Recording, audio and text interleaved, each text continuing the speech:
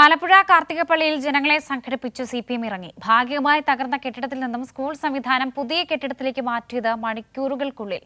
ജില്ലാ കളക്ടറുടെ ഉത്തരവ് വന്നതിന് പിന്നാലെയാണ് CPMന്റെ നേതൃത്വത്തിൽ ജനങ്ങളിറങ്ങി സ്കൂൾ സംവിധാനം പൂർണ്ണമായും പുതിയ കെട്ടിടത്തിലേക്ക് മാറ്റിയത്.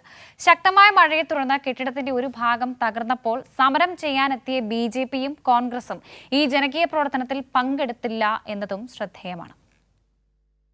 കഴിഞ്ഞ ഒരാഴ്ചയിലധികമായി പെയ്യുന്ന ശക്തമായ കാറ്റിലും മഴയിലും കാർത്തികപ്പള്ളിയിലെ സ്കൂൾ കെട്ടിടത്തിന്റെ ഒരു ഭാഗം തകർന്നു പോയപ്പോൾ അതിനെതിരെ ജനങ്ങളെ സംഘടിപ്പിച്ച പ്രതിഷേധ സമരം നടത്തി രാഷ്ട്രീയവൽക്കരിക്കുകയായിരുന്നു കോൺഗ്രസും BJPയും. മാത്രമല്ല, ഈ സ്കൂൾ കെട്ടിടം അപകടകരമായ നിലയിൽ അന്ന് കണ്ടെത്തി കുറച്ചു കാലമായി ഇവിടെ കുട്ടികളുടെ പഠനവും നടന്നിരുന്നില്ല.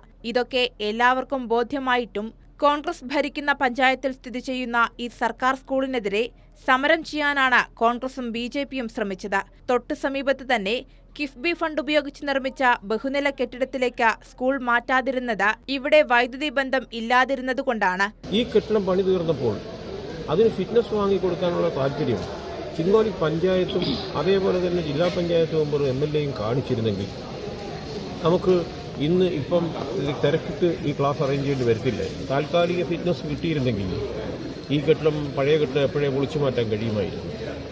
അത് പൊളിച്ചു മാറ്റാൻ കഴിയുന്ന സൗകര്യം ഉണ്ടാക്കി കൊടുക്കേണ്ടവർ അത് ചെയ്യാതെ രാഷ്ട്രീയ മുതലെടുപ്പിന് ശ്രമിക്കുന്നത് ഖേദകരമാണ്, വിമർശനാത്മകമാണ്. സംഭവത്തിന് ശേഷം ജില്ലാ കളക്ടർ ഇടപെട്ട സ്കൂൾ നാളെ മുതൽ തന്നെ പുതിയ കെട്ടിടത്തിലേക്ക് മാറ്റാൻ കർശന നിർദ്ദേശം നൽകി. ഒപ്പം പഴയ സ്കൂൾ പൂർണ്ണമായും കുട്ടികൾ കടക്കാത്ത തരത്തിൽ നിയന്ത്രിക്കണമെന്നും ജില്ലാ കളക്ടർ നിർദ്ദേശം നൽകിയിട്ടുണ്ട്. സ്കൂൾ കെട്ടിടം മാറ്റാനുള്ള നിർദ്ദേശം വന്നതോടെ നാട്ടുകാരെ സംഘടിപ്പിച്ചുകൊണ്ട് CPIയുംും DYFIയും SFIയും രംഗത്ത് വരികയായിരുന്നു. പിന്നീടെല്ലാം ഞൊടിയിട കൊണ്ട് സംഭവിച്ചു. പഴയ കെട്ടിടത്തിലെ ബെഞ്ചുകളും ഡെസ്കുകളും അടക്കം എല്ലാ സംവിധാനങ്ങളും പുതിയ കെട്ടിടത്തിലേക്ക് മാറ്റാൻ CPIഎമ്മിന്റെ നേതൃത്വത്തിൽ നാട്ടുകാരെ സംഘടിപ്പിച്ച് നടത്തിയ പ്രവർത്തനം വിജയം കണ്ടു. മണിക്കൂറുകൾക്ക് മുൻപായി പൂർണ്ണമായും പഴയ സ്കൂൾ പുതിയ കെട്ടിടത്തിലേക്ക് മാറി.